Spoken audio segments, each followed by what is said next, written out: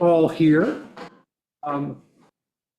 First item on the agenda is to review and approve the April 21 minutes. Any comments? Tables. Leaning on it. I had no comments. Okay, No, I'm good. all right. There are a number of open items on those minutes, which we'll cover through the agenda. But could I have a motion to approve the minutes? I make that motion. Second. Okay, moved and seconded. All those in favor? Aye. Okay, Smooth so far? smooth so far. So, First thing, next item on the agenda, I would like to thank Peter for his service as chair.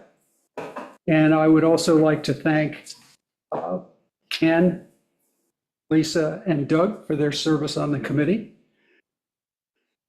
I believe that if we accomplish anything, it will be in large measure because of the contributions made by our predecessors. So it is, I think, appropriate to thank all of you who have served. And Jessica, if you could put something in the minutes to the effect of those comments. Well said. I want to welcome Dave and Sean. I'm not sure, well, you've probably attended our meetings virtually or in person in the past, so you do know what you're getting into, which, but if you don't, condolences. And I look forward to working with you. Peter, I look forward to working I with look you. forward to working with you as well, Andrew, and I couldn't imagine a better choice for next committee chair. So we'll see if you say that in a year, but, Yeah. and Greg, I appreciate your continued service. oh, thank you. I mentioned the town engineer here as item 4B. He was a voting member of this committee and is now part of the professional staff advising the committee. He is going to be very important to our work. I called him this morning. I said to him, Joe, the fact that you're not a member of the committee and you don't have a vote anymore, to me is irrelevant. I have always listened very carefully to what Joe has had to say. I will continue to do that. And he is really important professional staff to this committee. So he's not here today because he's on leave, but he and I will be meeting over the next couple of weeks, and I just want to make that point to him in person. With regard to Sean and Dave in particular, and anybody else who wants to participate, typically when new members come onto a board, there's an orientation process. And I'm going to talk to Joe about what the elements of that ought to be.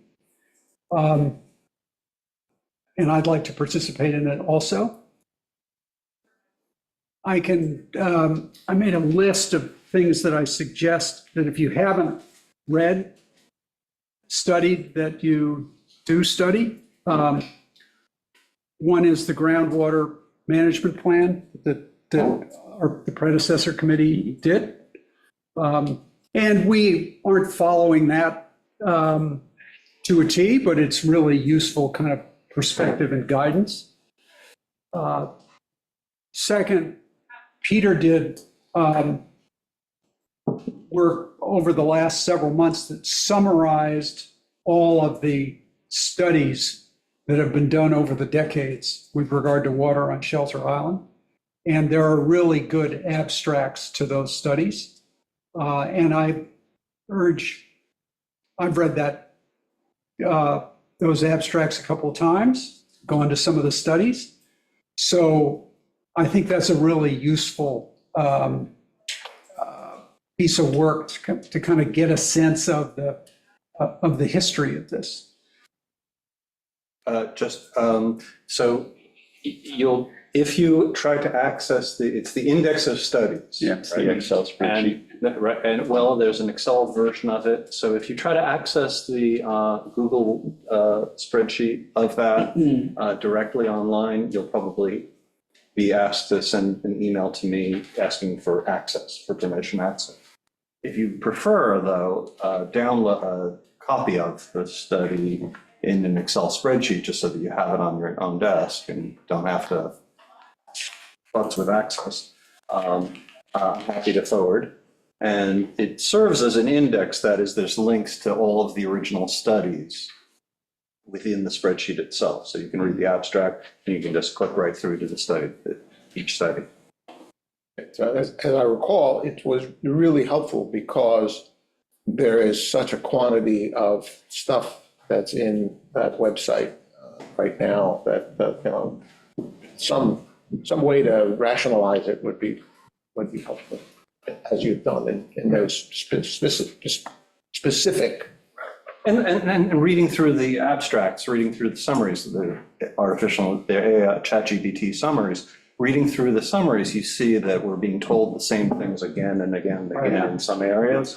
And then there's some areas where we break some new ground or have some missing pieces, so. Yeah, and you forget how much we already know and How already much we did. already know, and how much we've done. It was And we shouldn't enlightening, lose that. enlightening to me. I think the only thing that maybe is concerning is when you look back at that is that 10 years ago, we made a lot of recommendations that we're still talking about today. And maybe we'll make some progress on that. Let's make some progress. Yep. Okay, those are the preliminaries. Item 5 is compliance, and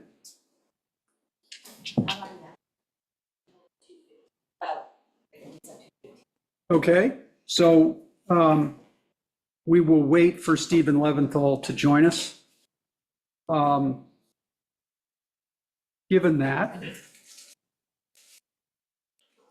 let's go to item 6, which is member responsibility for open matters. We have just as much work to do as we did in April. We have 4 fewer hands to do it. So we need to, I think each of us needs to own certain topics. If we try to do certain topics as a committee, they will probably end up going through the cracks. So the first question is whether item 6 in the agenda, items A through G, capture everything that we've got that's live. And I may have missed some things. And then the next thing is, does anybody want to put their hand up for owning various items? And so what does owning mean? Means working that item between meetings, and then also coming to the meetings and leading the discussion on that item, so that others of us don't have to do that, and we know it's somewhere. So question number 1 is the list complete? So Yep. So Peter. the 10-year baseline study isn't really reflected in A through G. So, okay, it's on the agenda, but let's move it up. Let's include that Yep. in things that need to be, that's going to be an important project over the course of a couple of years now. Yep. So that's the only thing that I'm. The other one that I don't know where it is at, which is why it's on my list, is magnetic resonance. And So the saltwater intrusion monitoring, That's what that that F is. item really can be construed easily enough as including both elements, Okay. the well and magnetic resonance. that's not specific to Silver's Beach generally. It's true. It is not, the monitoring well is more specific to Silver Beach because it seemed that was where might be a likely spot for the monitoring well. But maybe it should be explicitly extended to say, and saltwater intrusion study. Is that up to Fred Stone? Fred Stone, and they're working, Joe and Fred have been He's gonna working pick on a the- budget around They it. picked the location, I guess. We may be involved in health because, but they can fit into tighter spaces than they used to be able to fit into and do more work. So it may be easier to find locations for them to, and clearly we'll want their guidance in terms of, what works for them. But we may be needing to do some outreach to find places where they can, or help, show them places where they can do the magnetic studies. Tell me how that's different from F? So F is, it really should be included with F. I think they're a pair. Okay, And I don't think it's different other than saltwater intrusion, magnetics, imaging, magnetics boundary studies. The monitoring well is part of the saltwater intrusion issue. It's a monitoring well for saltwater intrusion. The magnetic studies are a different technique that dovetails well with having a well. Because the well is old school, the magnetic studies get confirmed by what the well is telling you. okay. The well is in Silver Beach, and so it's just No, actually, they're talking about adding a new well. another one. Yeah, and at no cost to the town. So All right, I guess we'll also wait for Joe to come back and report for us. and I'll add something. There are other items that one could add, and I'm not sure that Yes. you want me just throwing them out, but the mission statement and the ground and surface water management plan, there is, alive for us is these things need to be updated. Okay, And I don't know where, because I don't see it here specifically of discussions on town center water. that was the one that I realized, that Yeah. I was looking at it now, that I'd missed.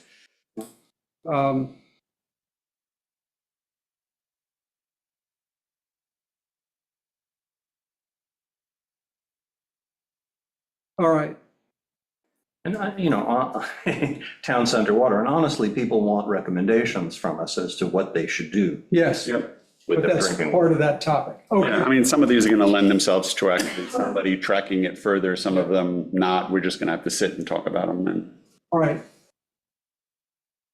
Are there, anybody want to put their hand up for any of these topics to own it?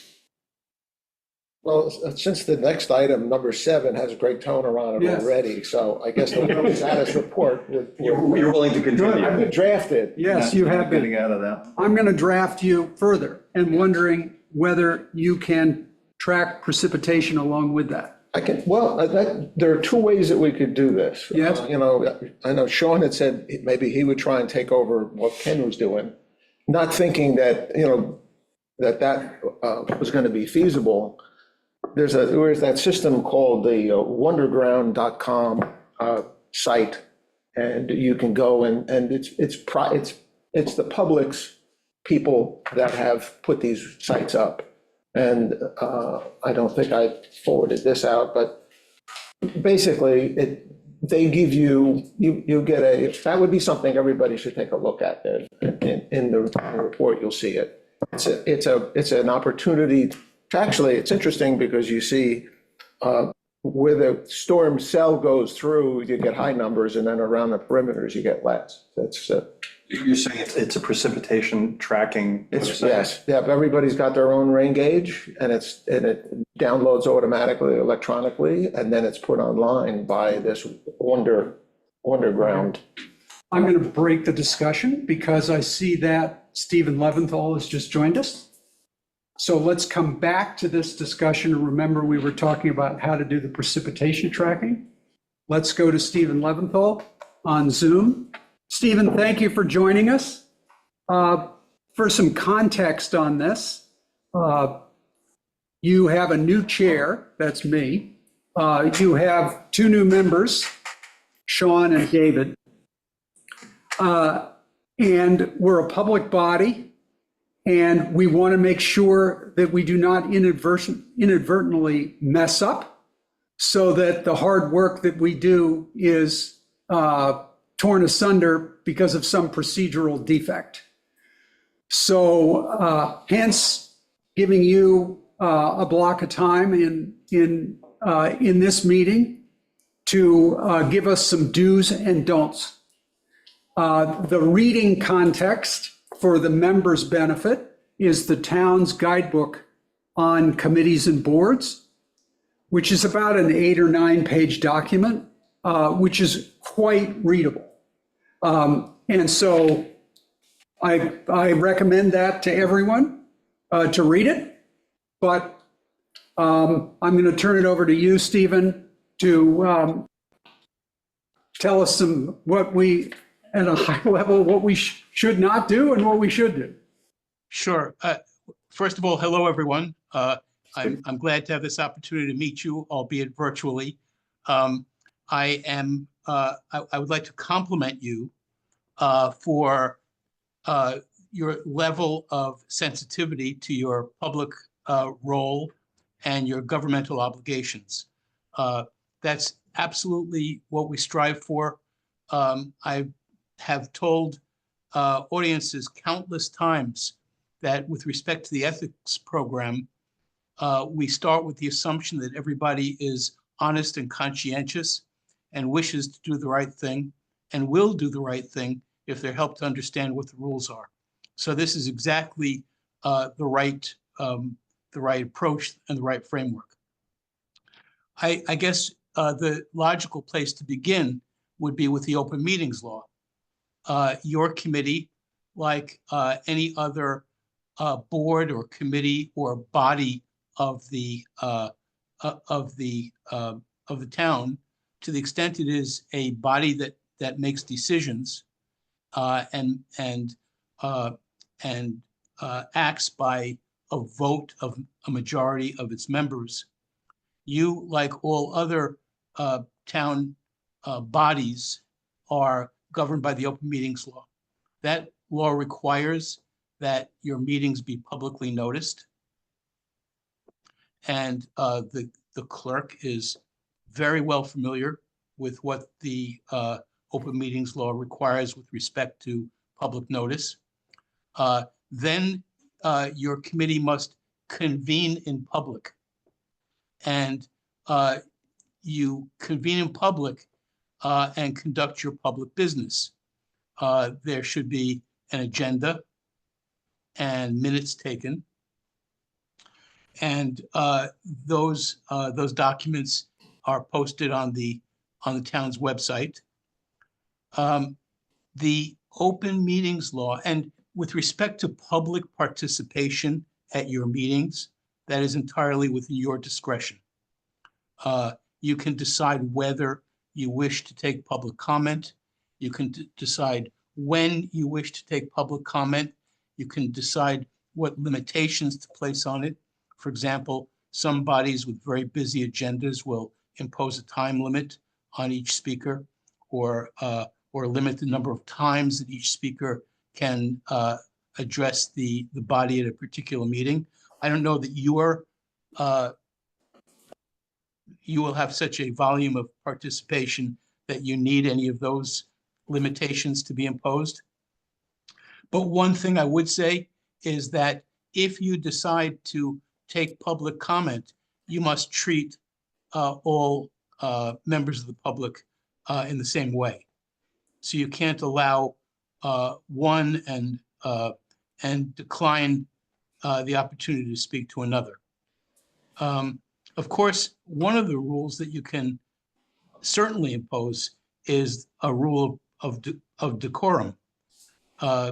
Discussion takes place, of course, civilly and respectfully and appropriately. The open meetings law allows a body to adjourn to executive session to discuss particular categories of information that are specified in the law. I'm not sure that you that your committee would be likely to discuss matters in executive session. It's hard for me to imagine that any of the topics that you would discuss fall into the specific categories specified in the law. Discussions about collective bargaining negotiations, discussions of matters that would result in an unwarranted invasion of personal privacy if disclosed to the public. And there are about 5 or 6 specific categories in the law. If you ever do adjourn, if you ever do have a matter that needs to be discussed in executive session, you adjourn from the open meeting to the executive session, and you state the reason that you're going to have the discussion in executive session, and you identify which of the categories under the law you're relying upon in order to have the discussion in executive session. Once that discussion is finished, you return to public session. Even if you have no further public business to conduct, you return to public session in order to adjourn. Those are the basics of the open meetings law. With respect to, actually, one other thing I omitted to say. Since you are required to conduct your business in public, to the extent that you go on site visits, I'm not sure if that's a part of what you do. Sometimes. You can, a meeting of your committee takes place when a quorum of your members are present together for the purpose of conducting committee business. If you all find yourselves together at a New Year's Eve party, that's not a meeting within the meaning of the open meetings law. But if you're getting together to conduct the business of the committee, that is a public meeting, and that includes site visits. If you're at a site visit and you start discussing the matter, the application, or the particular matter that has you conducting that site visit, you're having a discussion that you're required to have in public. So on a site visit, you can go there, you can say, look at that water body, or do you notice that tree over there, or something of that nature. But any discussion of the matter under consideration should take place back at Town Hall at a public meeting. With respect to your correspondence with each other, email correspondence and so forth, if the other law involving the transparency of town government is the Freedom of Information Law, otherwise called FOIL. And that makes most towns. Can I stop you for a minute? Yes. Before we leave the open public meetings law, I just want to be clear about quorum and so forth. 3 of us is a quorum. Yes, 2 of us is not a quorum. correct. Correct. Can I have a conversation with Greg about a matter that's before the committee Yes. without you can. noticing it? Okay, You can. You can. all right. Also, by the way, on that subject, I'm sorry to interrupt, but on that subject, a quorum is 3 members. But in order for a measure that comes before you to carry, there needs to be 3 votes in favor. So let us say that only 3 of you are present at a meeting, and the measure comes for a vote, and 2 vote yes and 1 votes no. That measure fails. Oh, okay, so 2 of us can talk about something. If we have subcommittees to handle various topics, I'm assuming that unless those subcommittee meetings become public meetings, we can't have any more than 2 people on a subcommittee. Is that right? That's right. If you're conducting the Okay. business of the body, yes, All right, thank you. Okay, on to FOIL then. sure. Sorry, then so- so go ahead. then the same would apply for email correspondence in that it But that's the one of just getting stuff done. Do we just copy everybody so it's transparent if we're trying to move forward, just say mission statement, preliminary stuff, or can we, we go one by one, so procedurally we're not, that kind of stuff. Okay, yeah, take us through the open public meetings law and written correspondence like email. Right. There are opinions of the state agency that has oversight over the open meetings law and the freedom of information law is an agency called the Committee on Open Government. And by the way, they have a very useful website where they have advisory opinions alphabetized. So you think of a topic and look it up and you can see opinions that they've issued. There have been opinions issued by the Committee on Open Government that have said that emails are no different than the old, an email between two people is no different than standing before the old-fashioned water cooler and having a discussion. That's not a meeting.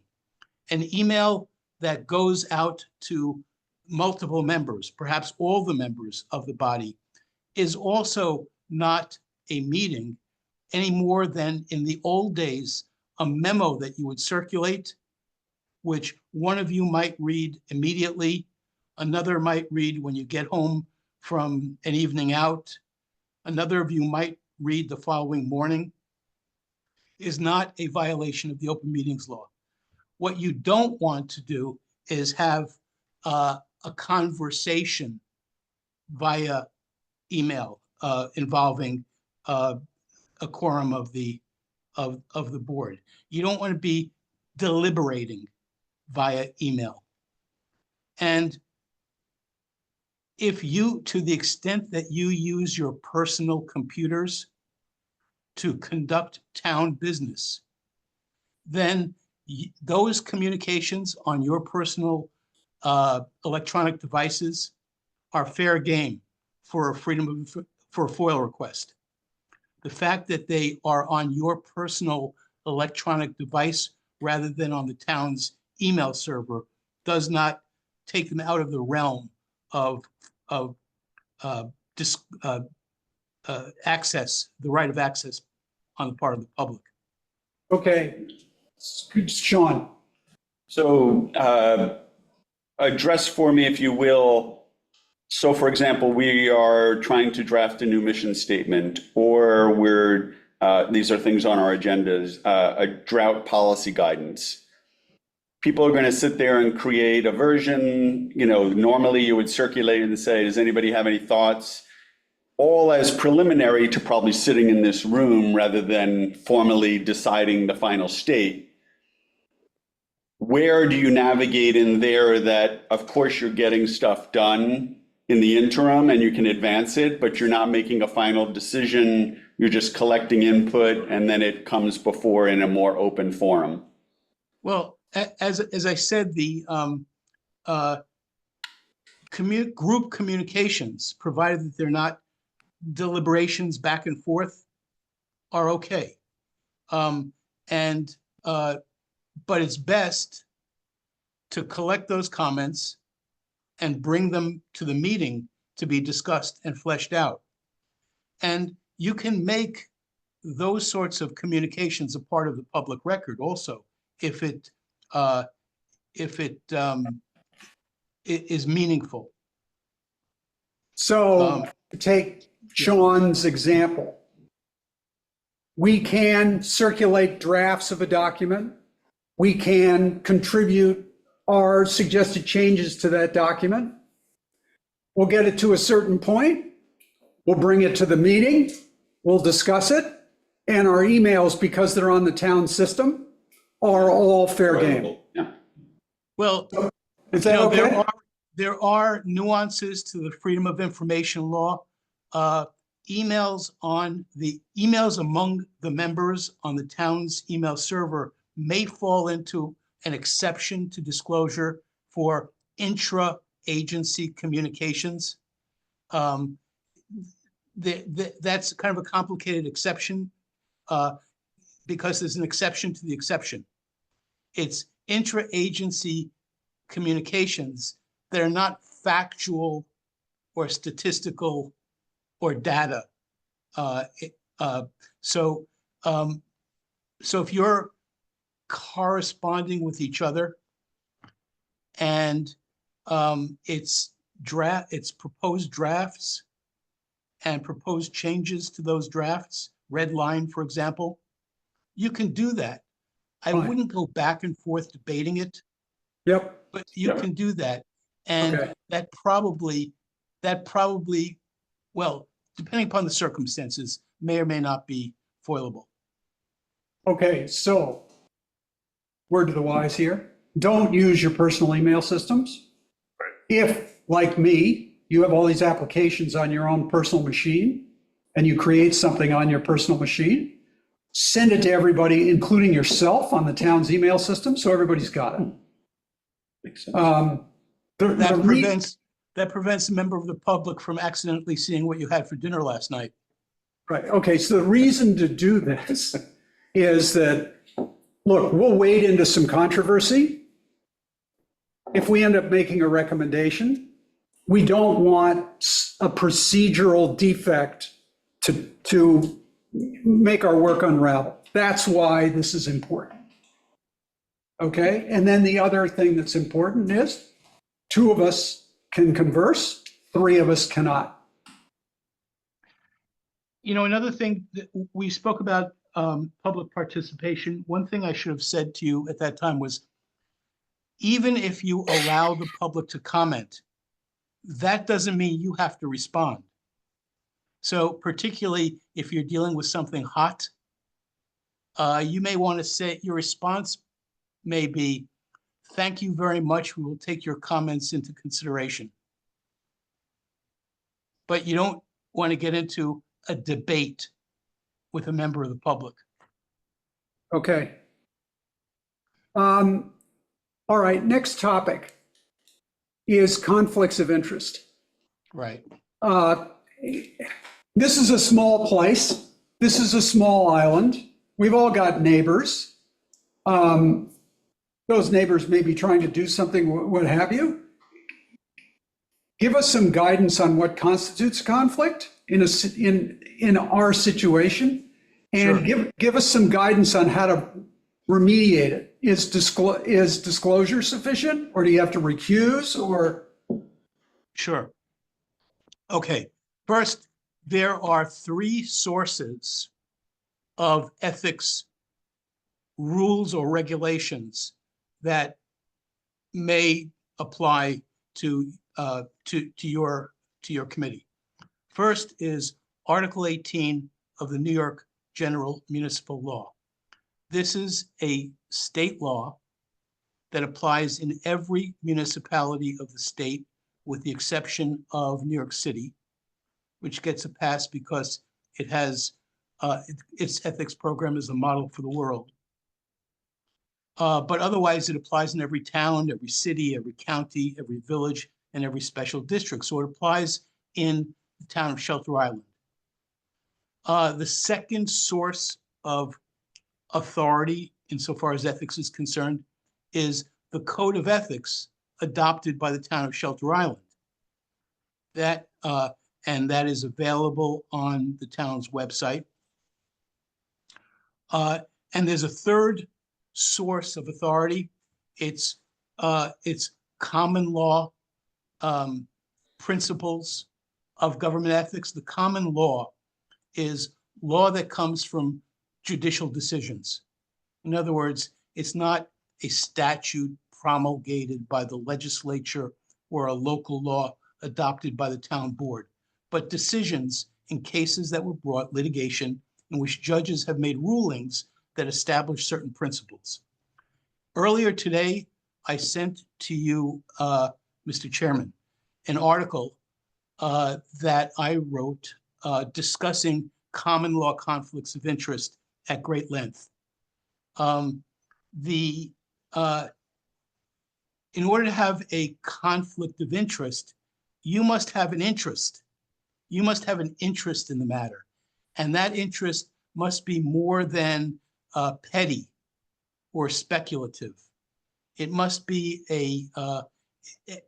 courts have invalidated government actions even where no law was violated, where the officers where the action was so so tainted by a conflict that it would have the effect of seriously and substantially undermining public confidence in government. So now, with that principle in mind, let's talk about the types of matters that are likely to come before you. Do you make decisions regarding particular properties or just broad town policy? No, we could be, the answer is yes, we could advise the town board on a particular application. Okay, all right. So I think one question that you asked in some of our correspondence with each other was, what if it's a neighbor's application? Well, the answer is, well, I'm going to break that down into two parts. Number one, your relationship with the neighbor, and number two, your proximity to the site. So your relationship with a neighbor, your relationship with a social friend does not necessarily give you a disqualifying conflict of interest in a matter that may come before your committee, because it doesn't give you an interest in the matter. We live, as you say, we live in small communities. If we disqualified people from deciding matters because they know the person, town government would, in the case of Shelter Island, probably grind to a halt. So now, having said that, your relationship with a neighbor, excluding financial relationship, of course, does not necessarily give you an interest in their application. Sometimes there are situations in which you are not required by law to recuse yourself, but in your best judgment, you think you probably should, either because you're uncomfortable deciding the matter or because you're concerned about the appearance that it gives to the public. So, so you may be more conservative in recusing yourself than the law requires. By the way, every recusal, I'll talk about what a recusal is in a moment, but recusal is always coupled with a disclosure. What are the circumstances that are requiring you to recuse yourself? You don't have to tell your life story. You don't have to divulge personal information, but you have to generally describe the nature of the conflict. So if you chose to recuse yourself because the application is your neighbor's application, that's exactly what you would say. Now let's talk about proximity. I'm sorry, was there a question? No, I have a Okay. question. okay, I am concerned about time. Yep, What I'm taking out of this is, if you've got a conflict, if you feel that you might have a conflict, the best thing to do is disclose it, and then we'll deal with it. If you don't disclose it, we can't deal with it. Right. So the onus is on you, each of us. The onus is on each of us to be frank about our conflicts. The Right. concern again is, we make a recommendation and then somebody alleges a conflict, okay, and there's some substance to it, and all our work gets thrown out the window. Well, let me say something about that. The town of Shelter Island has established a board of ethics. The board of ethics is available to you to provide you with confidential advisory opinions. If you request an advisory opinion from the board of ethics, your fellow board members won't know, the town board won't know. It's confidential, and the Board of Ethics takes that confidentiality very seriously, because we want people to seek ethics advice. And the confidentiality of that advice is an important element in motivating people to seek advice. Now, I want to don't let me forget to do two things. Tell you how a recusal should take place, and also return to the question of the neighbor, because I spoke about the relationship, but I didn't speak about the proximity. Here's how, well, let's start with the second one first. Proximity in and of itself is not disqualifying. There needs to be something about that proximity that gives rise to a conflict. So if the neighbor is permitted to build that McMansion that they're seeking to build, and it's going to block your view, your water view, well, there is something about that proximity that gives you a conflict of interest. But if the neighbor has a large parcel, they're doing something on the other side of the parcel away from you, it's not going to affect the use and enjoyment of your premises, then there is nothing about that proximity in and of itself that, in my view, gives rise to a conflict of interest or is disqualifying. Now, what is a recusal? How should it take place? A recusal is not like an abstention.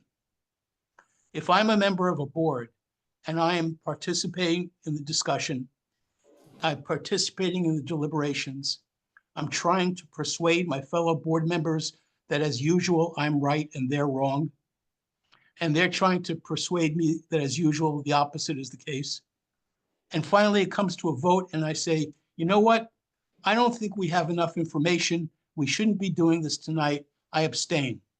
Or the weather is bad. The public stayed home. We should do this at a meeting when there's more opportunity to hear public comment. I abstain. For whatever reason, I participated, I attempted to influence the outcome, and then I decided not to vote. That's an abstention. But a recusal comes after you have recognized that you have an actual or potential conflict of interest, and as a result, you must have nothing to do with the matter. You don't participate in the discussions, the deliberations, or the vote. I represented a homeowner a number of years ago in the town of Harrison. She owned a parcel that was the size of 2 building lots, and she wanted to do what many people in that situation want to do. She wanted to sell off the vacant lot, collect the sale proceeds, and continue to live in her house on the developed lot, the improved lot. In order to do that, she needed the approval of the zoning board. Guess who the chairman of the zoning board was? Her next door neighbor. And he wasn't too happy about the idea of another house being built next door. That's an example, by the way, of proximity giving rise to a conflict. So he and his wife carried a petition. Okay, I gotta stop you. I just have one question. I gotta stop. Your stories are interesting. They make the law come alive, but we have to keep moving along. Sean? Yeah, I agree that we've gotten most of what we need. One question, just because it seems a little bit elephant in the room, but I think you can kind of give a correct or not. I assume things that we are addressing that are specific to neighborhoods. So for example, I live in a particular area. They may want to do testing in that specific area. Other things like that, unless there are like several more degrees of my proximity, that doesn't automatically preclude me from being involved in that discussion unless I, you know, there, like I said, and we're not going to go through fact pattern, but there are like several degrees more of things that draw me closer that I have a very specific direct interest in. So if I understand, just to determine whether I understand the question, some matter before you is going to affect you, but not in any way that's different than the way that it's going to affect others. In Is my that neighborhood, In your neighborhood, right? specific to my neighborhood. Sure. So a disqualifying conflict of interest is one that's personal or private to you. It's not one that you share with a large number of others. Perfect. And by large number of others, that could be homeowners, taxpayers, town officials. So, that question would really have to be answered on a case-by-case basis. Yep. But if it's a large enough sampling and it's affecting you no differently than it affects others, then that would not be a disqualifying conflict. Yep. But I just want to make the point that I was leading to with that Harrison story. I'll skip the entertainment value and just cut to the end. What that board chairman did was recuse himself. He announced from the dais that he was recusing himself. He stepped off the dais and sat in the front row next to his lawyer, who argued on his behalf against the application. That you can't do. You may not participate from the audience if you are prohibited from participating from the dais. Changing your seat does not eliminate the conflict. The Attorney General recommends that you leave the room while the matter that gives rise to the conflict is discussed. I generally tell my municipal clients, you don't have to leave the room, but go sit in the back and don't participate. But I know that, for example, Meg on the town board, I've seen very scrupulously follow those procedures for recusal and announce that she's recusing herself, announce the reason for the recusal, and leave the room while the matter is discussed. That really is the best way to effectuate a recusal. Okay, Stephen, thank you very much. Again, the purpose of this is to basically reduce the likelihood that we misstep and therefore waste our efforts. Let's go back to item number 6. And we were talking about precipitation tracking. So I'm sorry, I take it that my presence is no longer required? Yeah. Thank you very much. Thank you all. Thank you. Nutshell, good nutshell.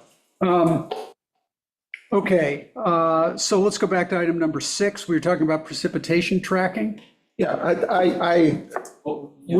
there is a certain loss of Ken's history. Yes. Although I'm sure Ken would be more than willing to provide and then aligning this system to when he was taking the values earlier.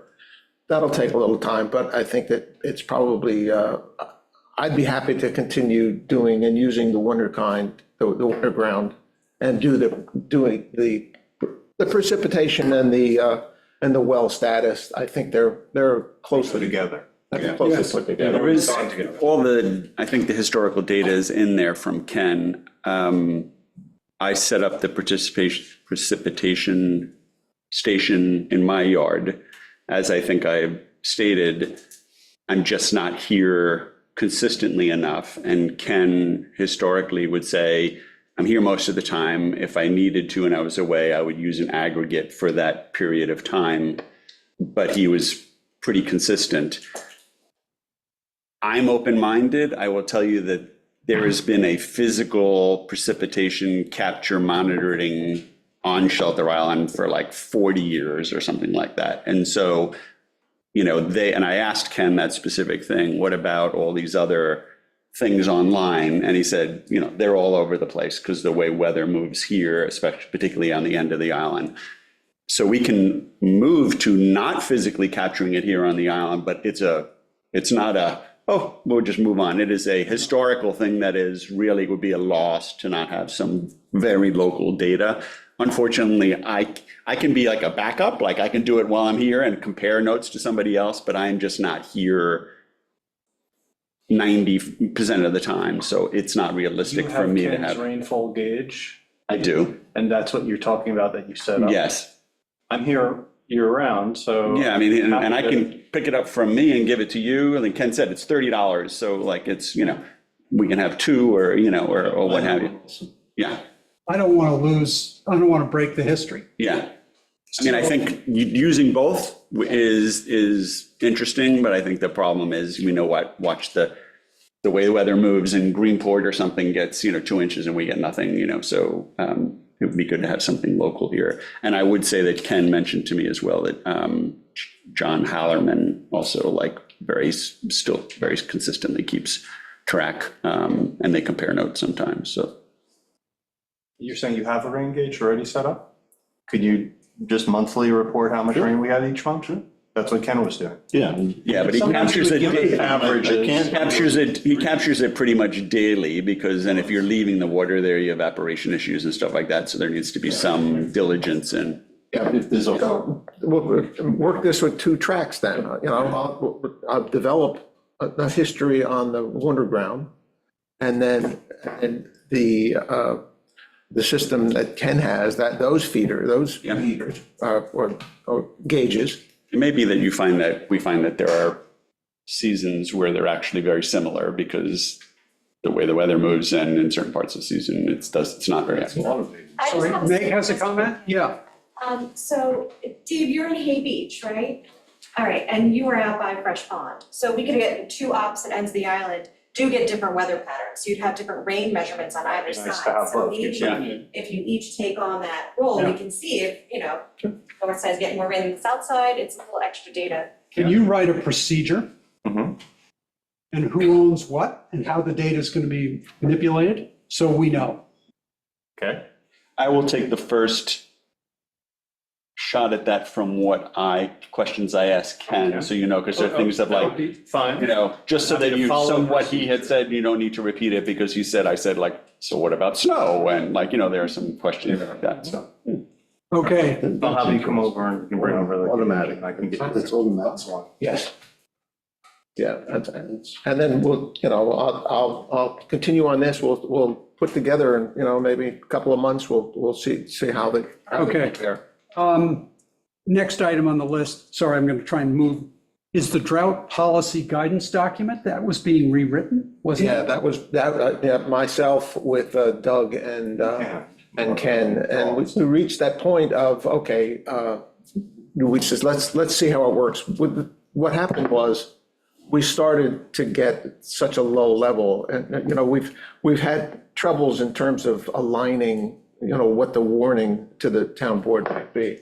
So I'd be very happy to have somebody, if they want to take a look at it and revise it. I'm happy to take a look and go back and forth a little bit. I think one question I'd have in that regard is, are we looking for something that is totally objective, or are we allowing subjectivity in it? I would always say there has to be some level of judgment that we retain, rather than this site or this government or this somebody nearby says it. I think, you kind of have to use those as inputs and then make a decision yourself. I think that's why we're a committee, is to Yeah. exercise that discretion. Okay. But we should identify the factors Sources. that we're going to consider. So that document should identify the factors that we're going to consider, should give should provide ranges, and should leave it to the committee to decide as to what to recommend to the town. Action. Yep. Can you write I'm gonna take what he has and just see what jumps out at me, and we can go back and forth a little bit, and then maybe bring it to you guys.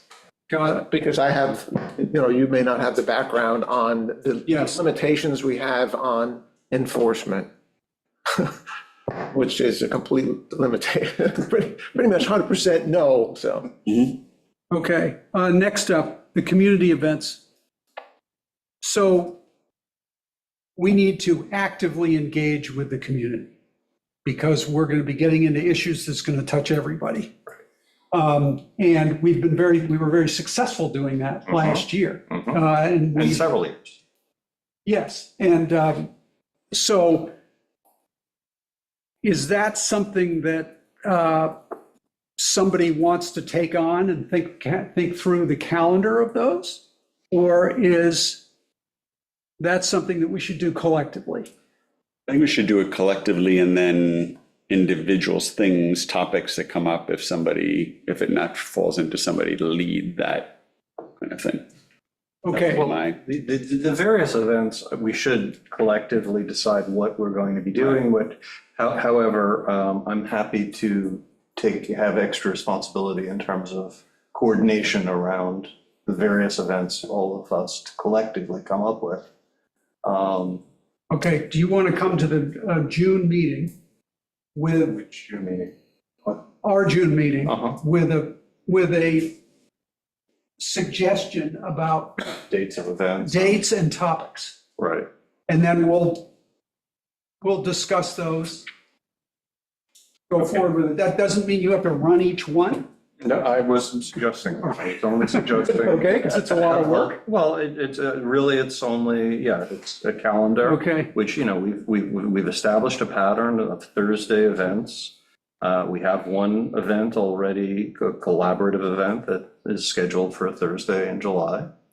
So, just keeping a calendar and I can think of a suggestion, suggesting events for August and perhaps. If I can make a suggestion, what would be helpful, I think, is if you have the list of all the different topics that have hit on over the last 2 years, right? Mhm. Kind of gives us a background of what's been done, and so there may be some you say, maybe if we took another shot of that, or not, or it may drive us to areas that would be helpful. Topics of events we've previously had. Yeah, Certainly I can go through what our calendar had been.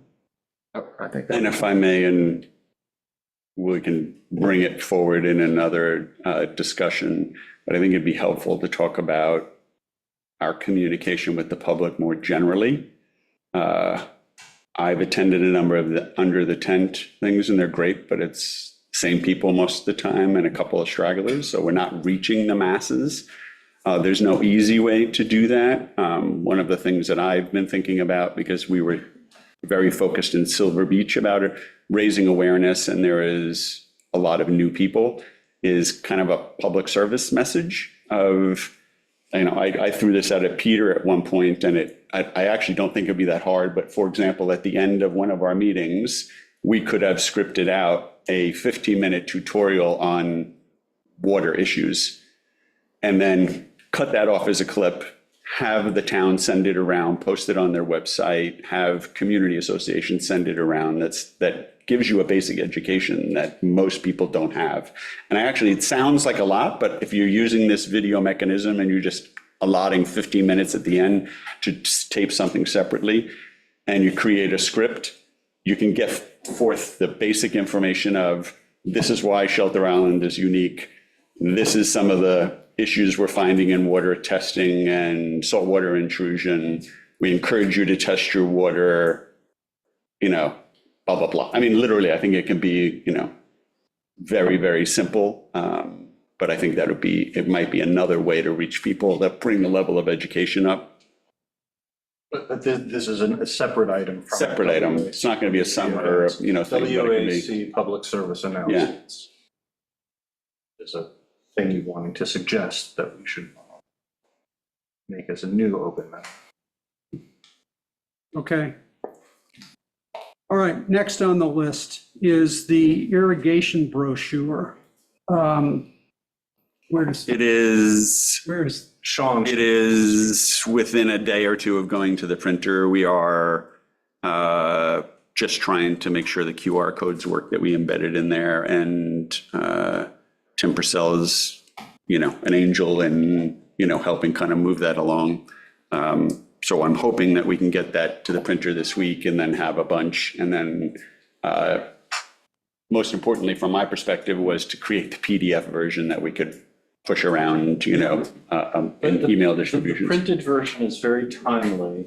And For you. if you don't mind, you have USGS next, but the Perfect Earth event, you weren't we have a subcommittee with only 2 of us showing up. Sean was unable to make the last meeting, but the Perfect Earth event is a workshop on natural landscaping. And they're hoping to have tables around at the Presbyterian Church, around the outside, including a WAC and other water, and green options committee and so forth, but specifically having the WAC there. And in particular, it's a landscaping event, which is, not very far, very adjacent to what we're doing. And the fertilizer brochures that Lisa subcommittee developed, which were excellent and are sort of on the same pattern as the brochure that Sean has spearheaded on the irrigation subcommittee. Those two items are the perfect giveaway or the perfect discussion item, the element for those are the points where the business of landscaping and the business of protecting the aquifer become the same. And the Irrigation. green committee event in the summer too as well. Well, the Green Expo is certainly Expo, going to be you a know. part of our, our agenda, our summer agenda. And what's the date of the Perfect Earth event? July 17th at 5:30 at the Presbyterian Church, which is an earth care community now. Yeah. They've become, actually Ken's wife, Marilyn, was part of that committee. So it works for them, it works for us, and we're being asked to be part of also just reaching out to the public, publicizing this event. The Presbyterian Church will be helpful in that way too, as an earth care community. Their congregation will be interested. So When's the Green Expo? Do we have a date on it? that's a good question. Yeah. And is there anything more we need to be doing in the Perfect Earth event, or is that all in train? So the essential thing that we were asked for was help with publicizing the event. Yep. And also, we're a co-sponsor of the event effectively, and a table. So yes, that was what we needed to cover in terms of moving our participation forward. Okay, And I'm happy to, I think Sean and I will both continue Yeah, to, just think about how to publicize it and all that stuff. yeah, okay. well, The Green Expo is gonna be on August 23rd, it's a Saturday.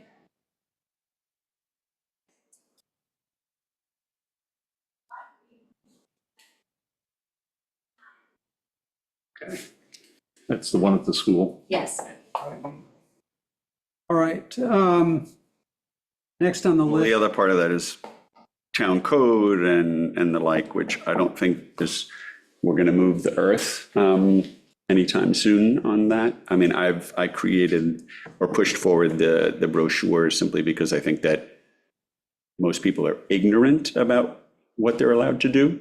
And it makes me crazy to walk around and there are drip lines that are so obvious as I walk my dog everywhere.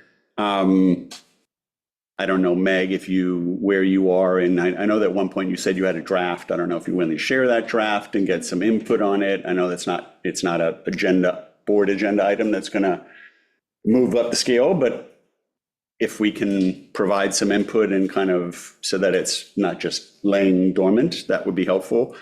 I personally would like to see the WAC make a recommendation to the town board to begin enforcement in some way, shape, or form. I understand resource issues, but I think saying 2 days in the next 6 weeks, an enforcement officer is going to walk major streets in nearshore areas and take down addresses and send letters and say, you appear to be in violation, I show no permit for you, or look at every new home that's been built and any significant renovation of the last 3 years, and is there any irrigation permit? Because they all did new plantings, and if they didn't get an irrigation permit, stop by those houses. I think you can create I'm dedicating 2 days out of 6 weeks and start to send the message that, it's not going to be, an onslaught of whatever, but the idea that we say, we're taxed, so we just don't do anything. To me, I think the town board may not do it, but I think my responsibility now sitting in this seat, I feel like we should put it forward. We should tell them what we think they should do. And if they choose not to do it, they choose not to do it. But we're being negligent if we're not saying, hey, this is a big part of what we do here. So I'm happy to draw up a recommendation for your consideration, and then you guys can say like, either I don't want to push the board, or I don't want, or the board's not going to do it regardless, or, I don't know, but I think it's part and parcel to what we do here. Okay? So we do have the irrigation subcommittee that was meeting. I think last we left it, everyone was gonna look at the current code and come up with their ideas and recommendations, because I had my ideas and recommendations. So we were just waiting to schedule another meeting. Right, the irrigation subcommittee had been meeting periodically. We've had Right. about three meetings. Sean really ran with the ball, synthesizing what was being said and bringing us to the point of having the brochure. And that subcommittee can continue even. As long as only two of us show up. Correct. Yeah, I mean, if we can do that and encourage people to come and be more focused, I think the first part of a lot of what we're doing was kind of educating and talking about what's going on the island. But I think if we narrow the discussion, say like, come with recommendations of what you think the code should look like, then. Okay.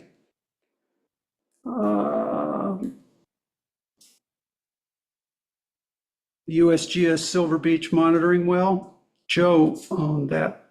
Well, wait a minute, where does that stand? Right, so we don't have, presumably there hasn't been a lot of movement forward. I haven't spoken to Joe about that, but I'm certainly happy to, or you can communicate with Joe. I mean, you can bring it back next week, next month. I think that it's something we have wanted to move forward on. It also relates to the Menantic Peninsula testing, in the sense that we did ask the board to consider a rebate possibility for people's Suffolk County Health Department Right. tests. But as long as it did not interfere budget-wise with the Yes. saltwater Yes, intrusion study. And excuse my ignorance, and I live in Silver Beach. I thought that we found a well that was sitting there that they weren't using another well, and they added it to their USGS monitoring on a monthly basis. I remember Doug saying something about that. I'm not. That's the white, I call it the white birch belt. Yeah. So that's already happened, right? They added it to, it's on your list. It's in, So how is this different? What is this Silver Beach drilling another well? Well, I don't know, I think that this monitoring is not necessarily a Silver Beach monitoring well.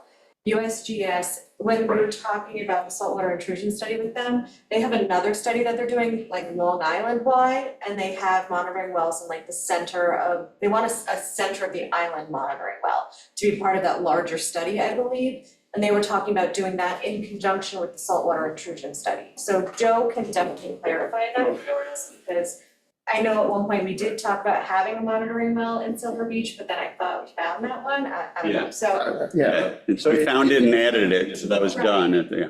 But Sean, the concept of the saltwater intrusion monitoring well is specifically, it is designed for saltwater intrusion monitoring as opposed to aquifer well height. Okay, gotcha. I guess the question is, it's not, we attached Silver Beach to that, but we don't know where right? I'm not sure about what Meg is saying about it being in the center of the island versus, I had understood it to be something near and possibly somewhat offshore of Silver Beach, Okay. but again, there is another, I think in the Oyster Bay area, there's A another, couple different programs USGS. where they've has put going on. but they have money for, they want to put a well here. Yeah. That is specifically for saltwater intrusion monitoring, so.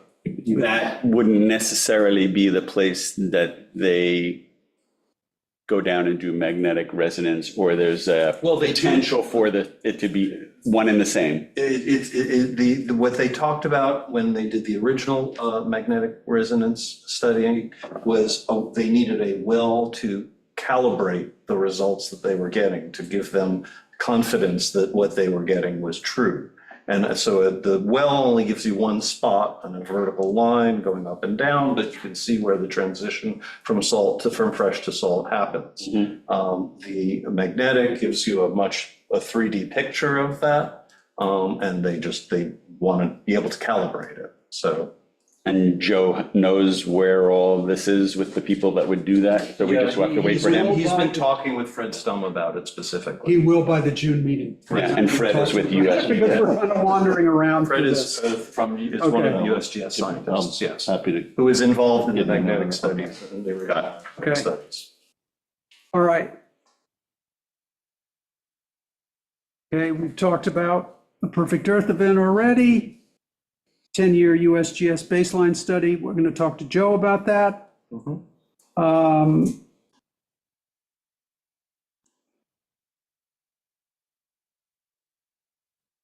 So I And guess the question was Joe, did he ask USGS to go ahead and send a proposal? Like, I think they were talking about that they would create kind of a, yeah, pick this, do this, like different price points or, well, that you was know. that was the takeaway from Joe at the last meeting, was a request that he come back to the committee with a proposed scope. And if not a proposed scope, different alternative scopes and price points. So I think that, We would pick one, we would land on one. I guess the question is, from the in conjunction with what he's gotten from the USGS, not independently for him to do that without the benefit of the USGS. Correct. Right. With the benefit of the. Yes, okay, yeah. Yes, Gotcha. right. Yep. But just on the 10-mile high level, the discussion has been, and I don't think it will wind up varying very much from this, to repeat what was done 10 years ago Yeah. and add in PFOS Right. and 1,4-dioxane. Yep. And The, other emerging contaminants. Yeah, In other absolutely. words, we're open to that, but at a base, but at a base, minimum, Minimum, those two. we wanted, and at a minimum, we wanted to repeat what we tracked 10 years ago. So we can see the trends in those. and this is paid for how? Through budget, in A budget. budget at the town or WAC a, budget. We budget, Right. so the chair will talk with the supervisor and. not next year's budget WQI is- funds, so, We've had mm, this budgeted as a study under our own auspices in the past, and it was budgeted. It's been budgeted within the WAC. Maybe, I'm not sure about the 10 years ago, because as I remember, the reason that we were getting the baseline was to say, okay, we'll know what the level of nitrates are down there 10 years ago. What will they be like 10 years out? So, I believe it was paid for as a line item in. okay. WAC. whatever, that was the genesis of what the idea was, is we want to get a baseline so that we can figure out, did anything change with Yes. the rather The question inspiring amount of. the board is well aware of it, anticipating it for next year's budget. Is there a commitment that it's going to be done? You got to see the price point. Is it we'll see what the dollar amount is and we're going to debate it? Or like, where is this is this a yes, of course we're doing it. We got to figure out how much it's going to cost and then finagle? Or are we going to debate whether we're going to do it? Is there any clear answer to that? I think what we need to do Yeah. is we need a recommendation from Joe on scope and price points. We need to then make a recommendation to the town board as to which one of those scope alternatives and the associated price point we favor, and we put it to the board. Yeah, fair enough. I think I'm cautious of, we get that offer September and they've started their budgets and they go, we don't have anything here. So, I guess I'm trying to put the warning shot over the bow. If this is an important 10-year study, It's coming. yeah. Coming within for months. Okay, all right. We brought the USGS in to discuss it with us here. Yes, we did. They didn't Correct. give you any indication of the marginal cost. They didn't at the last meeting. Not at the meeting. No. They were clear that there wasn't going to be any extra federal money or matching money. Yeah. Right, Poor people, maybe. right. Okay. Last one. is the town center, the quality issues in the town center. And if that needs an owner, I'll be the owner. I think you'd be a great owner for that one. God bless you. I think you have been the owner of that one. Okay, for I'll be some the owner time. for that one. Okay. So in regard to that, because I don't think the WAC has got it, and Meg, the March 4th town board meeting, Joe gave a presentation. I could not see the screen PowerPoint enough from watching the video. Is that, I asked Joe to send it to us, he's not around. Is that something that can be shared with the WAC? I wouldn't should imagine why it wouldn't If it's be. in a public meeting, it can absolutely be shared with you. Yeah. Yeah, because I don't know if it's on the town website or anything, but it- Jessica may know where that document is or may not.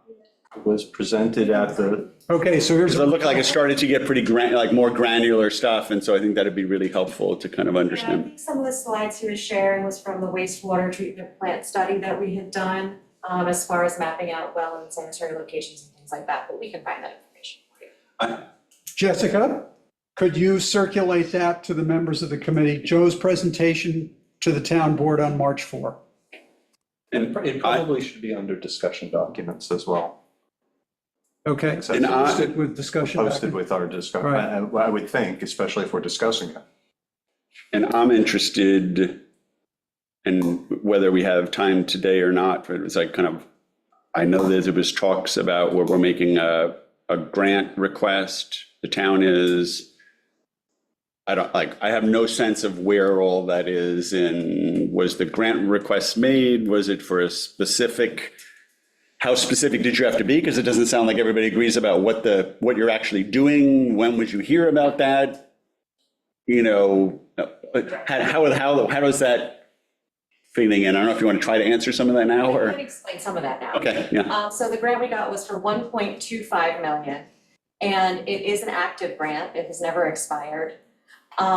The grant is to be used, like, it's originally allocated for wastewater projects for the municipal buildings.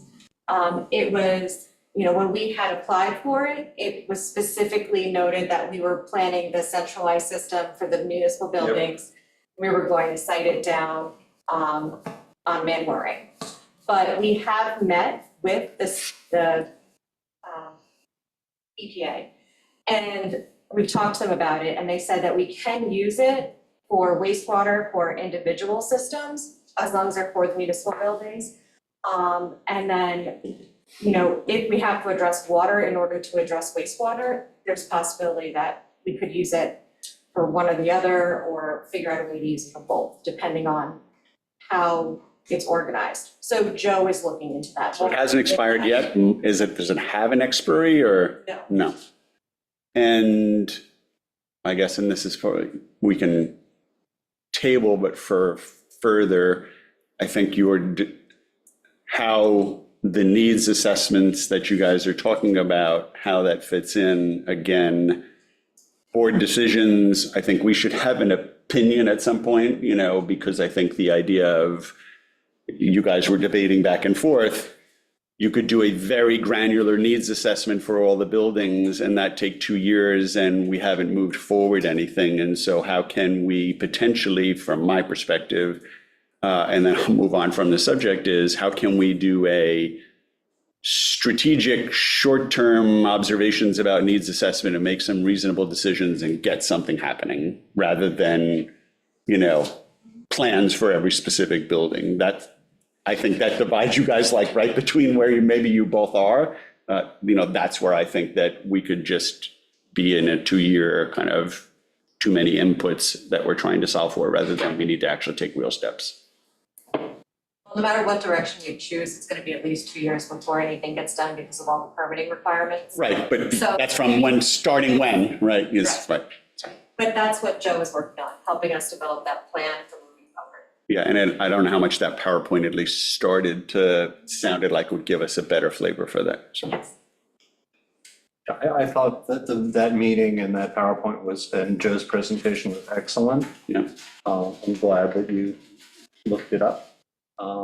And I'm very eager to, next month, when Joe is back, to have him advise us on how he sees what the best strategy might be. Okay. I'm going to take item 6 here and each one of these items, and I'm going to try to develop a spreadsheet by topic, giving the status, the current status of each one of these items, and list the owners. Yep. Okay? And there will be lots wrong with it, but it'll structure our thinking, and we'll come back to this next month, because what we don't want to do is we don't want to have stuff fall through the cracks in the handing of the gavel from Peter over to me and the new members. Well, and we have, and having fewer members as well. Yes, correct. Okay. That's item 6. We're a water advisory committee, so let's talk about well levels and precipitation. Greg? Howdy. When we, in the previous 2 minutes or reports were, we were quite nervous. Things did improve in this last time sequence. The one thing I'd like to emphasize, or just to make sure that you guys are all aware, the way that we expected years ago that we were going to have automatic data logging on all our wells, and we really don't have almost any at this point. At least it's available when they come to read they do a physical read of the water level, and they download the information that's on there. We've lost a lot of the speed or the timing to get a decent report to the WAC. There were times when, they would do the reading, the week after our meeting, and so that the next meeting was at least 4 weeks behind. What I asked them to do in the last couple meetings, or the last couple of reports, for them to try and do a reading a week before our WAC meeting. So we have the freshest numbers that are possible. So just so everybody knows that, it can always go back if we think that we want to not do that. Let me just pause you up for 1 second and ask, because I know you were having the conversation. We had 4 or 5 of those automatic data readers up, running, and providing us with real-time data online that we could just check. We did have that for a period of time. To tell you the honest truth, all of the, if you go to the, fortunately, I'm not going to come away with the website, but I'll include it. All of Long Island, there's a lot of dark triangles showing where the wells are. And the dark triangle means that it's not broadcasting. At the very least, it's not broadcasting. And when I click in and say what's happening in Huntington, it's a dark triangle, it's lost. So technical difficulties. Yeah, they've got some problems in getting this equipment to work. Anyway. Shame. Okay, that was good information. Things that changed. We were quite worried. The National Drought Monitoring, which is called DEWS, we have been removed from the abnormally dry status to normal, which is good news. The east end of Suffolk County had been abnormally dry, where the center of Suffolk was not. The New York DEC monitor, which is also in the reports, that's the big green blob. The entire state is normal, which is pretty much the way the information is provided, not very precise compared to the National Drought Monitoring Program. So in terms of the broad regional situation in drought, right now, the DEWS, the Drought Monitor, is saying, you guys aren't in a dry, you're not even abnormally dry at this point. So I would take that as, if you look at the region, we're in a healthy portion of the region. The well readings that we get and get charted out, those are specific to Shelter Island's water. So, the DEWS system is the region, and then take a look and see at the well readings. The right now, the big four wells on average are about 10 inches below their median values, which is actually a minor improvement compared to the previous month. They are,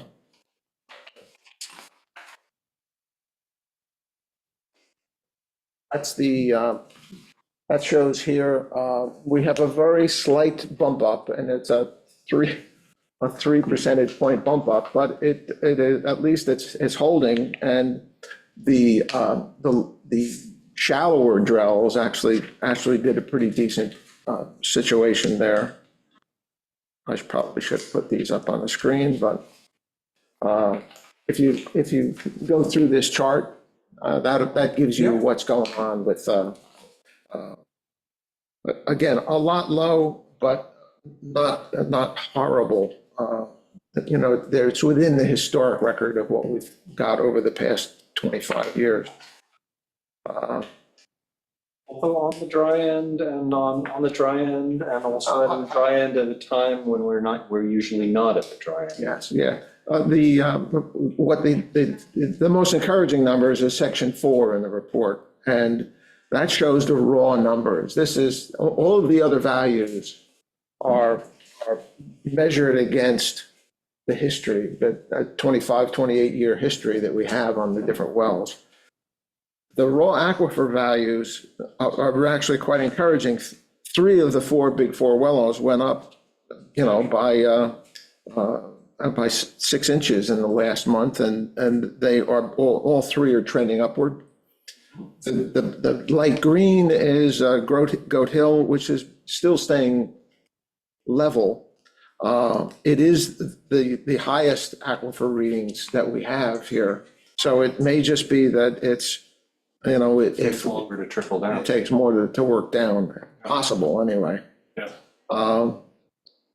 So Here's my question. surely, When I look at the percentile data, yeah, it's scary as hell. I get quite worried. Mhm.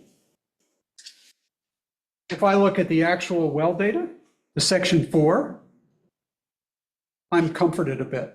Yes. Yes, okay, the national, so forth, but that's such an aggregation that I'm actually not paying too much attention to it.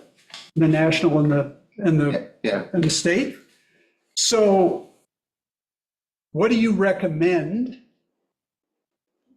What's your recommendation what would be your recommendation to the town board with regard to the fact that we're under the 25th percentile for the 3rd month in a row? Yeah. And we're going into The- a season of substantial withdrawals. Yeah. You know, I would find it difficult to tell the town board to take any of the drought resource actions that, you know, that we developed, you know, over the previous time period. Everybody on Shelter Island should know that, and the town board should, at the very least, advise the citizens, the residents, that our water level is not is weak, and conserve when you can. And that's about all I would probably put onto their table. So is that, Wait a minute. I'm just looking at March 24 versus March 25. We're in completely up, you know, look, we're at a peak almost in March of 24. On section 4. Which well, I'm looking at section, just in general, we're at least on the ups, going up slope. Whereas March 25, we're down at the bottom. yes. That would worry me. Right, it's the timing question, where we're seeing the low levels at the wrong time. Exactly, and those are substantial, you know, March is, you know, look at, Right. you know, Although we don't know, obviously, we don't know the future, so spring could well, continue to be. that was my makeup chart that I down, if you want to get into my makeup. Yeah, we would need 5% extra each Yeah, month yeah, to get yeah. there, right? Yeah, absolutely. When When Sean. the board has, or sorry, the committee has thought about recommendations to the town, has it always been confined to specific restrictions? Have you not have a category that is a public service message warning? I mean, that seems. Well, like we've done like the signs for the fire. Yeah, but fire hazard when we were driving. is that a formal part of what you guys have envisioned as your, we can do this, we can do that? Or is it, we've done that on the fly, but it is not, because you said you'd have a hard time recommending, I think, restrictions, Yes. but why would we not do a public service message that says, we are still abnormally dry, please exercise caution and conserve water? Well, You can put it on the police signs for Memorial Day weekend. You can use the town email system and send something out to, email blurb to everybody, and at least you're trying to raise awareness. And if you post those in the center and wherever over Memorial Day weekend, you're at least trying to send the message. Yes, that it is what we've done. I guess it didn't go into the drought. I didn't put it in here, obviously, which I should have. Here being the recommendation. The Shelter Island Drought Condition Response Guide. Yeah. Because, again, we don't, some of these, their enforcement is a big problem. Well, let's separate enforcement Right, from the message. right. And again, what I recall, and look, maybe my recollection's wrong, is that when we get below the 25th percentile, we act. And we're below it 3 months running, going into the heavy withdrawal And season. Sean is making a recommendation, actually, for next week. That we have the fire department sign say, abnormally dry spring, conserve water where possible. And I would Perhaps a suggest, and I don't know how, what have been the bounds of using the town email, kind of what you sign up for kind of stuff, but I think that is an Okay, important so, way to send that out too. And just lastly, it's separate from enforcement, but I think what the irrigation pamphlet does and what this kind of stuff does is it makes you less concerned to say to your neighbor, hey, it's 2:00 in the afternoon on a sunny day, why are you watering your lawn? Because you're not just doing it out of the thing. You say, didn't you see that sign? Or did you see this pamphlet? It gives you a little more away for moral suasion of sorts. okay, so again, I want to break it into pieces. One is, what's the data telling us? Two is, how should we respond? And if there's a message, what is it? Three is, what are the recommendations around enforcement? The fact that we have trouble on enforcement should not Correct. affect what we do, how we evaluate the data, and what message we send. Agreed. So I continue to be really concerned about these levels. So, Great. and I frankly don't want to get to June and July if this continues, having been silent now. Yeah. So do you want to make I will make a formal motion to create a public service message advising town residents of abnormally dry conditions and the need for voluntary conservation and for us to use all methods of communication that we can to get the message out? Is there a second to that? I would second that, but could I just Discussion. ask for, yeah, Robert's Rules of Order here? yeah, go for it. Discussion. You're the chair. No, discussion. Yeah. Go ahead. Meg, Sean was referencing the sign, that town sign up for various alerts, Yeah, notify me. notify me, Yep. right? And so then there was presumably a category there, notify me about drought stuff You or? can sign up, well, it would be under our non-emergency alerts. could put that kind of information out. Like emergency alerts are used for hurricanes, power outages, Yeah. things like that. So, as a non-emergency alert, we could send that out, drought warning. I mean, I don't know what your, I don't know what the parameters of the checked stuff, if like, oh, a lot of people, can you get everybody with that, or I have to check? Because I would just say it should go to everybody in your thing, and I don't know procedurally whether there's a category, but I would say maybe think about whether that's where we can procedurally say it's okay, whether they didn't check a box because this is a public service message, and whether it's forest fire concern, water, something, because it's the only way we can reach people. Right, no, the homeowners get to choose what messages they receive. So typically, everybody signs up for the emergency alerts. That's usually something that they do choose. But we're not really supposed to go in and just change people's preferences, And you wouldn't be comfortable using this in an emergency alert? We It's have, not formal restrictions yet, or? we have the different levels for a reason. So like the true emergencies, we don't want people to just Yeah, get so start many ignore. notifications. No, yeah, no, I get it. So, I'd have to look at the policy on how we set it up. But most people sign up for the emergency and non-emergency notifications.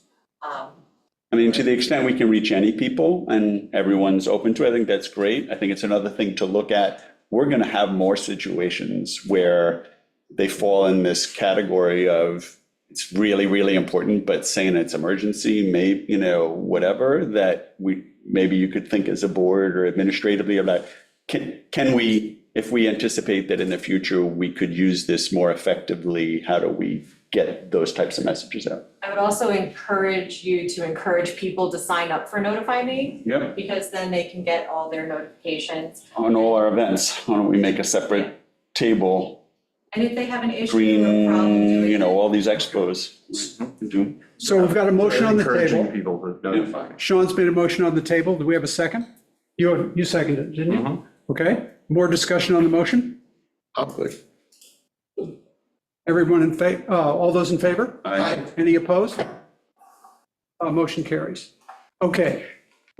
Help me with how this gets actualized, Meg and Gordon.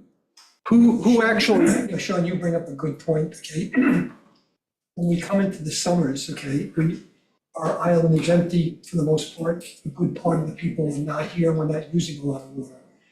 I think what you were trying to drive at is, it's almost like saying, it's summer, let's conserve. Yeah. That's really what you're saying. Yeah. And there's nothing wrong with that. I think it Yeah. really is a brilliant idea. You don't have to be in an emergency in order to bring light to conserve water. But Yep. I think since really, you really think about it, where our population is not here, the bulk come here right about now or later on. So the message is saying, it's summer, let's conserve. I think that's an excellent idea. okay, but we're. I can draft a memo for your consideration to the town board with draft language that the board can do what they want to make it comfortable, and methods of communication, and I can do that in the next 2 days. Okay, so we just passed a motion that the gist of it was, hey, it's an abnormally dry spring, the well levels are down, and we're urging you to conserve water, all right? That's a recommendation that's going from the Water Advisory Committee to the town board. How does it actually get communicated? Who's responsible for that? Is the town apparatus do that? or, I think we have an IT department, we have a multimedia department, and certain, there are various ways that can be presented to get that message out. So first it's got to go to the town board, and then it's got to go to that apparatus. I just want to make sure that we've done our part. yeah, if there's a specific message you want sent, if you have visuals that you want to go along with that, what we'll do is we always just tell IT, typically Christina is our liaison from the board to the IT department, what the notice is that we want to put out, how we want it worded, and she'll come up with a visual. And that will go out on Facebook, on Instagram, and out on the Notify Me. So at the very least, the WAC members should get a Notify Me for it. Depending on, I have to look at the policy about the emergency notifications, whether we can send it to one of those. I'll have to look and see. But you need content from us. Yes. Yes, preferably. I'll draft. You're going to do some I will content. draft, and it's literally, I think it'll be one paragraph. The water advisory committee has observed so-and-so and is encouraging all residents, something very simple. And then literally abnormally dry conditions persist, conserve water or something. And that, they can fit that on their signs. And those are the two things. And if I can get that out and you guys pass it in the next 2 days, get it to the town board administratively, they can have it ideally over the weekend. It's not that hard. And we can send it out from the water advisory committee. It doesn't have to come from the town Fine, board. If it's yeah. just something that is. So you're going to do some content. Yep. Just, And you Jessica. can send me everything when it's ready and I will get it to the town board. Okay, and that'll get it into that Facebook world. Yes, We don't have to worry about that. correct. You guys do that. Okay, fine. All right. Can everybody go till 4? I'll go as long as you need to, sir. Well, no, don't say that. That's my plan. Signing up for yeah, this we're committee. gonna, Okay, Understood? It's 6 o'clock somewhere on Earth. all right. So item 8. yeah, item 8. Item 8. I didn't know you and I were going to be changing roles. Right. But you said to me at the last meeting, oh, Andrew, you seem basically interested enough in this mission Drafted. to draft it. Right. So, okay, I drafted it. And then it has your voice, and I think it's a good voice for the WAC. If we're entering discussion, if everybody's had a chance to glance at the page that Andrew has distributed. Okay, one Um, qualifier there. There's also a page of definitions that came with it. That. Yes, all right. So, but go ahead, Peter. I'm going to just bring up since we cannot ensure safe and affordable drinking water and a healthy environment by ourselves, the education, the educational component, I feel, needs to be explicit here to make the community aware that a healthy environment and safe and affordable drinking water go together, and et cetera. But that said, I think that this, the long-term goal is to ensure safe and affordable drinking water and a healthy environment for this and future generations of Shelter Islanders. I think I couldn't imagine a more concise statement of what we're shooting for. Okay. Do you have any recommended language changes based on your comment? Bear in mind that under definitions, Mhm. which refers to recommend town board actions, that clarifies our role is to advise the town board as opposed to actually make decisions ourselves. That doesn't quite capture the public education component. Right, we're speaking to the board and to the community. By definition, by everything we do. we're Yes. Speaking to the board and to the community. They come and they listen to us. The paper covers us. Or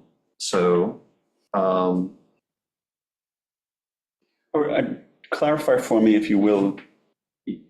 I don't have it in front of me, but you had the mission statement and you had these clarifications or definitions. Right. They're good. That I guess, I sent you a couple of thoughts, but to me, rather than like having separate definitions or something, it would be, let's make it all understandable in one section, so that what do? We advise and educate the public and the town board on blah, blah, blah, blah, blah. Okay, I'll have to look at your language. Yeah. I'm trying to get it to a sentence, Yeah, and I don't mind. So for example, what's safe? Safe to me is potable under the US EPA standards, New York State standards. What's affordable? Define affordable. So I don't know if we can get all that yeah. into one phrase. My comments to you when you were traveling were, we don't ensure anything because we're advisory. We advise and we educate on both. I said, advise and educate on emerging and current risks to, potable water supply, and advise the board on actions and the public to, you know, some blah, blah, blah. I forget how you defined, I think of affordability as nothing to do with it because it's not within our control. And you can even talk about that in the town that here, center with issues, people say that, you know, they can't afford a filters, you know, for their, so I don't think affordability is really within our, I mean, you could say reasonable access to or something, but affordability to me is like, you know, that's a landmine. Who says what's affordable? Okay, I've been on the pointy end of that discussion. Yeah. And we have to take that into consideration. I believe we need to be. No, but then is that, again, is it reasonable access? Is that kind of what we're talking about? Is there another way to say it? Because affordability brings a whole different aspect to it. And how are you defining affordable becomes a quagmire in and of itself with the range of incomes you have here in Shelter Island. So I tried to define it. I went to the US EPA to define it, to define affordable. I serve on a US Water Alliance Affordability Task Force for water and wastewater. This is the definition that we're working on, which is that basically water and wastewater shouldn't be so expensive that you can't pay for the other things that you need. Granted, there's a lot of, that's a very No, fair enough. I broad mean, road. I think I personally believe it's important that affordability be explicitly considered, that we explicitly consider it.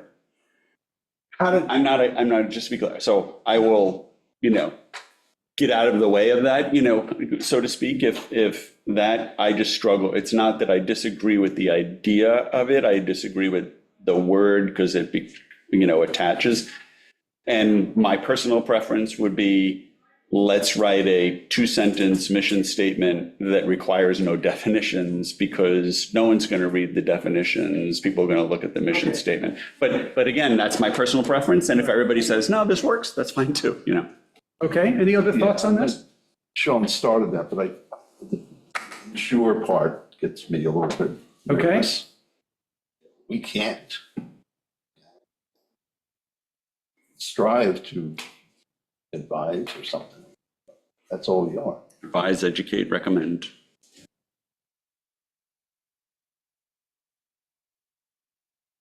Okay,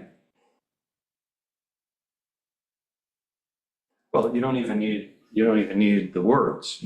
Our mission, safe and affordable drinking water and a healthy environment for this and future generations of Shelter Islanders. It just simplifies the sentence. I'm all for taking words Yeah. out. Yeah. Okay, And I think it is, I have a mixed response, but looking at this and imagining it, you know, as a mission statement on a website and in a document, the definitions, it's pretty good because you don't have to read it. But if you have questions about what does this really You can. mean, you can. Fair And enough. so I think it works nicely. I actually feel that we should read them out loud into the record here. which the The definition, definitions, yes. I mean, well, the statement is let's say we strike to ensure safe and affordable drinking water and healthy environment for this and future generations of Shelter Islanders. I'll skip the bullet points just for the sake of time for the moment, but these are really pretty great. So may I? Yeah, sure. Read them out. Safe drinking water means water meeting applicable requirements of Federal Safe Drinking Water Act and applicable New York State law. Maybe you not have applicable twice, but affordable drinking water. Per the US EPA, affordability refers to the ability of an individual household to pay for essential water services bills, including drinking water, wastewater, and stormwater, without sacrificing other household needs. Minor little issue here that might need some finessing is that most of us don't pay a bill, a water service bill. okay? So we may want to look at the You just delete definition bills. there. Well, Essential good. water services, yeah, just Right. delete the word bills. Yep, Healthy Can I comment on bills? Right. In terms of bills, I've got 3 cartridges underneath my It's a kitchen bill, sink. sure. Is that a bill? Right. So, I mean, to say, strike bill, well, you know what? Expense perhaps might be. Well, but you've got it in household, the ability of an individual household to pay for essential water services. It's clear that. Yeah. Right, okay, all so encompassing. strike bills. I withdraw my bills. Yeah. Throw your bill. And your IA systems are. Get used to it. Your IA It happens all the time. Get used to it. Yeah, no, absolutely. So Right. there are, on both ends. Right, everything's a cost, but we're referring to the costs. Right. The ability to pay for them.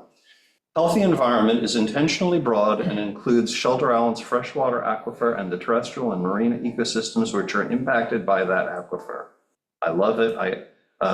In the education part, I'd love to see help people understand how a healthy environment contributes to potable drinking water, and potable drinking water contributes to a healthy environment. I was only able to write that sentence because of my work with you. Okay, good. Okay. Yeah, thank you for the sentence. The tangent to our surrounding bodies of water is only via drinking water?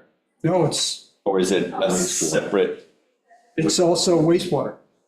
So healthy, in fact, if you go to the. The environment first more sentence, generally. Okay. And a healthy environment, that captures All of it. wastewater. Right. And then, you know, I mean, where I'm getting deeper, and it's not necessarily, it doesn't have to be part of this document, is that, you know, if you kill off your shellfish, you're not going to get the shellfish clarifying the Circular, yeah. water. And Right. You're right, okay. So this and future generations of Shelter Islanders emphasizes that our action should be sustainable over the long term. Recommended town board action clarifies that our role is to advise the town board. And again, I just would want to add and educate the public. Okay, so there are several changes here. Because I'm going to ask you to make a motion.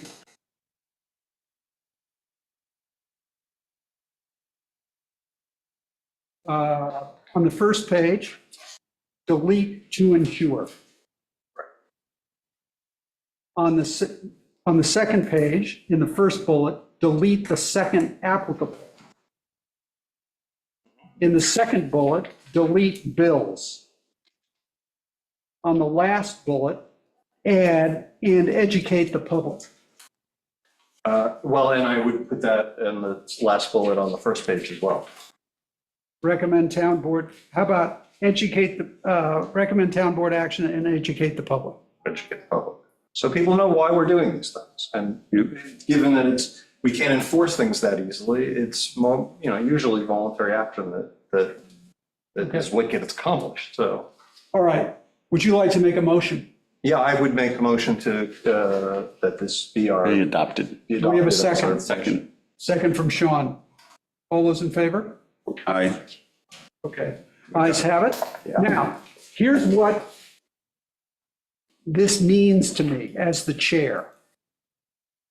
If we are spending our time doing something that is not linked to this mission, safe, affordable drinking water and a healthy environment, We're off topic. we're off topic and we need to stop it. We have enough stuff going on here that we can't wander off mission. What's down here is pretty broad. If, you know, like peace and God, there you know, yeah, that's Fair definitely. enough in the statement. Is there anything in the last couple of years you think that then is off topic for you? Nothing comes. Just to making mind. more general statement, there's nothing. Nothing comes to mind. Okay.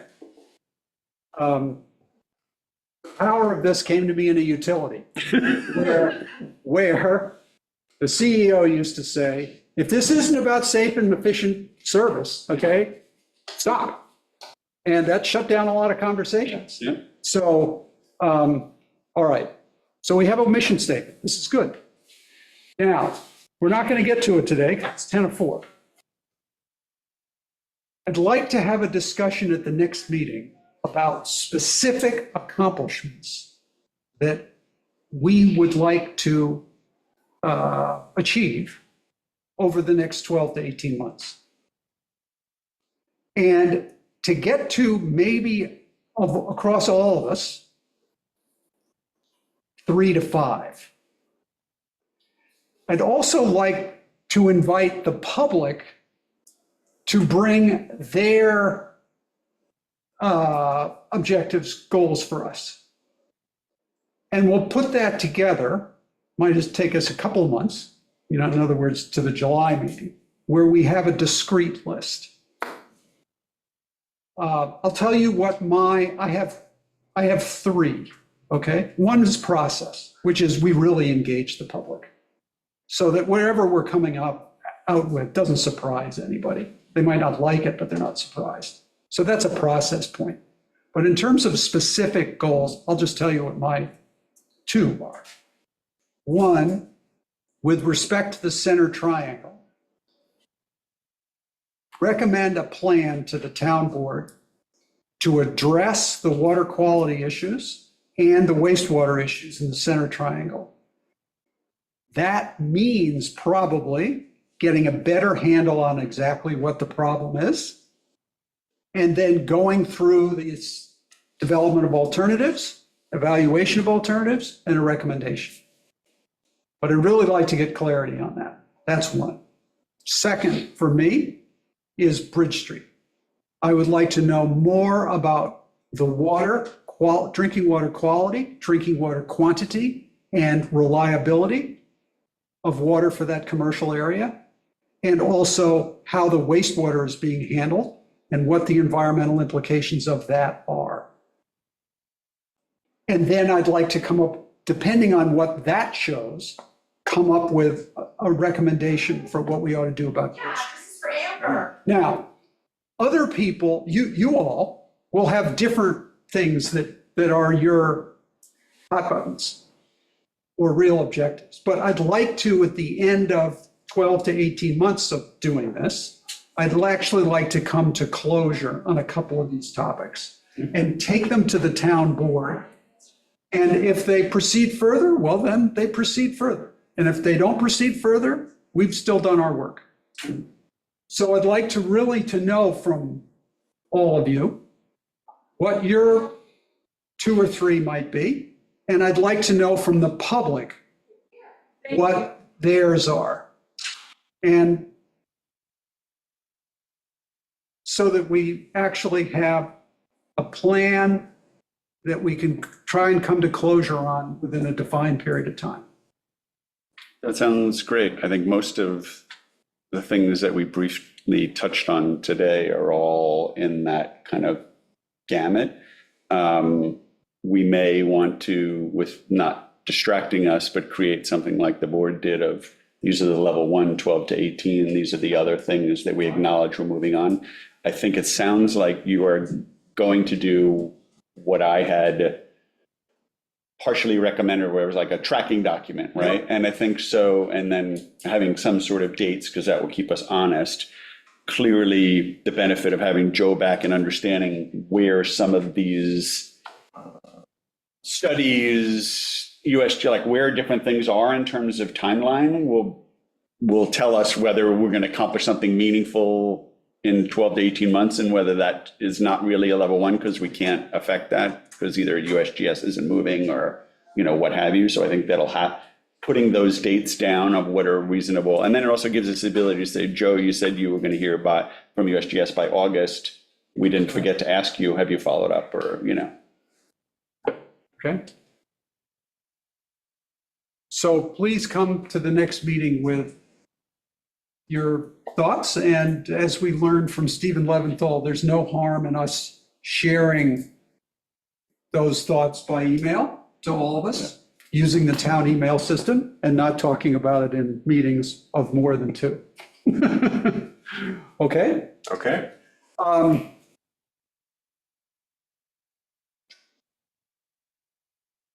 Item number 9, we're going to push forward to the next meeting with Joe. He's going to come back to us with a proposed scope, as we discussed.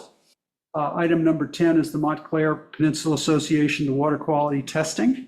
As I recall, we were going to encourage, we encouraged the residents of that area to get their water tested.